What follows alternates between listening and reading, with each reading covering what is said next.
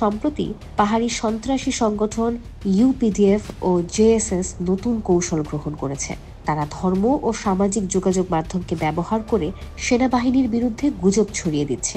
সন্ত্রাসীরা তাদের সশস্ত্র ঘাঁটিগুলোকে ধর্মীয় উপাসনালয় হিসেবে প্রচার করছে, যাতে সাধারণ পাহাড়িরা বিভ্রান্ত হয়। কিছু স্বার্থান্বেষী গোষ্ঠী সেনাবাহিনীর সন্ত্রাস বিরোধী অভিযানের সাফল্যকে মিথ্যা তথ্য দিয়ে কলঙ্কিত করার চেষ্টা করছে।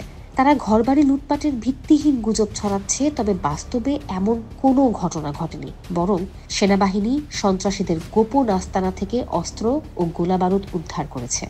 পাহাড়ের নিরাপত্তা নিশ্চিত করতে সেনাবাহিনীর ভূমিকা অত্যন্ত গুরুত্বপূর্ণ।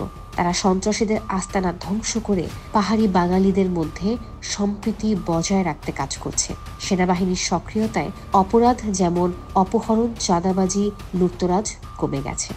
দেশের সার্বভৌমত্ব এবং জনগণের নিরাপত্তা রক্ষায় সেনাবাহিনীর ভূমিকা প্রশংসনীয়।